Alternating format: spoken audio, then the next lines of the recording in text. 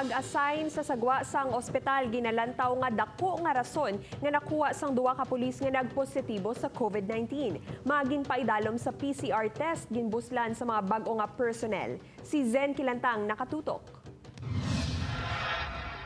59 ka mga organic personnel ang gintalos sa mga pulis nga ginkuhaan sang swab samples kahapon matapos nga ginpang-pull out ang mga pulis sa Mandurriao Police Station kasunod sang pagpositibo sang duha ka mga pulis. Gin-assign bilang OIC sa Mandurriao si Major Glenn Haromay sang Iloilo City Public Safety Battalion. Nagapabilin nga normal ang transaksyon sa Mandurriao Police Station. May pila kita, bastante kita nga PNCO nga ginpabulos while on quarantine ang mga personnel naton nga nag-undergo sa swabbing or nakaupod kagapon sa mass testing.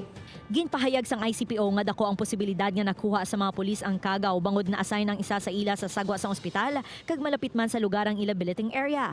More or less mga sobra na sila 2 months nga siya dira naga-duty and may ara sila nga pinakalapit nga billeting area lapit dira because we realize nga kinanglan man nato na i-observe kagin bawal na sa ila early on nga maghapit pa sa station. Naka-quarantine na ang 27 ka PNP personnel nga may direkta nga contact sa duha ka police officer nga nagpositibo. Samtang ginkumpirma naman ni Mayor Jerry Tranya subong adlaw nga may isa ka pulis nga locally stranded individual nga halin sa Metro Manila ang nagpositibo sa COVID-19. Upod ka Romel Porquia, Zen Kilantang, One Western Visayas.